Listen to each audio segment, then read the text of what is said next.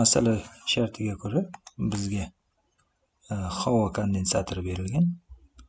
Keling, bu kondensatorning birinchi qoplamasi bo'lsin. Bu esa uning ikkinchi qoplamasi bo'lsin. Kondensator qoplamalaridan biri musbat, ikkinchisi esa manfiy zaryadlangan bo'ladi.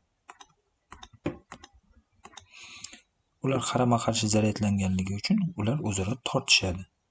Masala shartida bu tortish kuchi F ga teng deyilgan va qoplamalarning yuzasi S ga teng. Masalada esa shu kondensator qoplamalari orasida hosil bo'lgan elektr maydonning energiyasining zichligi so'ralgan. Albatta, kondensator qoplamalari orasida elektr maydon hosil bo'ladi.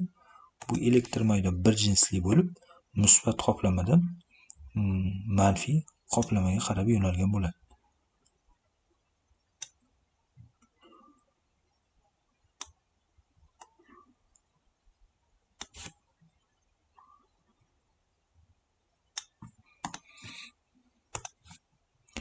Bu kondensator qoplamalari orasidagi elektr maydon kuchlanganligi E sigma taqsim epsilon 0 ifoda yordamida aniqlanadi. Bu yerda sigma zaryadning sirt zichligi hisoblanadi. U kondensator zaryadining kondensator qoplamasi yuzasiga bo'lish orqali aniqlanadi.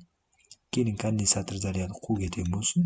Plus Qga musbat qoplamasniki, manfiy qoplamasniki esa minus Qga teng bo'lsin. Demak, zaryadning sirt zichligi shu Q zaryadni kondensator yuzasiga bo'lish orqali aniqlanadi.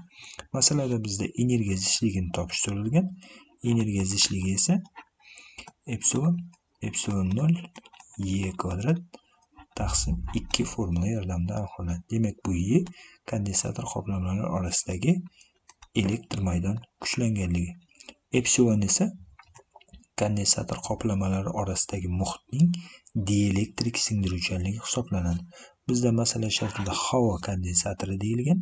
Demak, epsilon uchun 1 olinadi, ya'ni havo uchun 1 ga teng. Epsilon 0 esa elektr doimiysi deyiladi va 8,85 ko'paygan 10⁻⁻12 farad taqsim metrga teng. Shu bilan birga masalada qoplamalar orasidagi o'zaro ta'sirlashuv kuchi berilgan. Kondensator qoplamalar orasidagi o'zaro ta'sirlashuv kuchi Q E taqsim 2 formula yordamida aniqlanadi. Bu yerda Q kondensatorning zaryadi, E elektr maydon kuchlanganligi.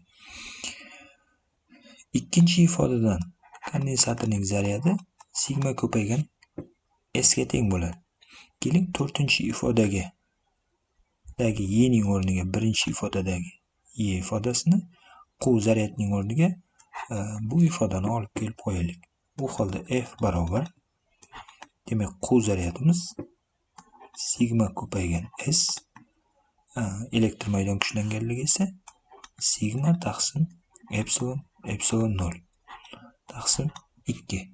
Buni soddalashtirsak sigma kvadrat S 2 epsilon 0 ifodani olamiz. Bu ifodadan agar sigma kvadratni topsak, sigma kvadrat barobar 2 epsilon 0 F taqsim S ifodani olamiz. Bu 5-chi ifodamiz bo'lsin. Endi 3-chi ifodaga qaytadan 1-chi ifodani olib kelib qo'yamiz. Bu holda 3-chi ifodamiz hammaga barobar epsilon 0 E ning o'rniga 1-chi ifodani olib kelib qo'ysak, sigma kvadrat taqsim E kvadrat epsilon kvadrat, ya'ni epsilon kvadrat taqsim 2. Bunda epsilonlardan biri qisqaradi. Epsilon 0lardan ham biri qisqaradi. U holda ifodamiz sigma kvadrat taqsim 2 epsilon 0 ko'rinishga kelib qoladi. Bu ifodadagi sigma kvadratning o'rniga 5-chi ifodadagi sigma kvadratni olib kelib qo'ysak,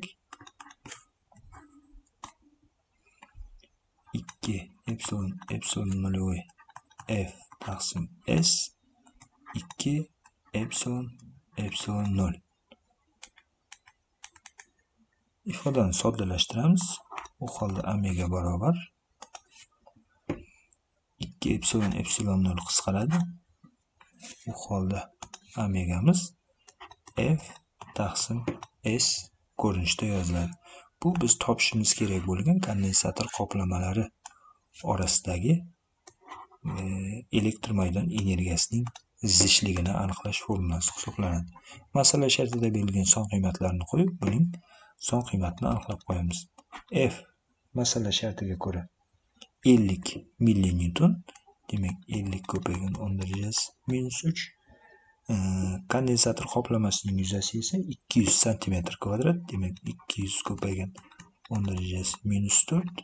Tegishli hisob-kitoblarni amalga oshirsak, kondensator qoplamalari orasidagi elektr maydon energiyasining zichligi 2,5 joule taqsim metr kub ekanligi kelib chiqadi.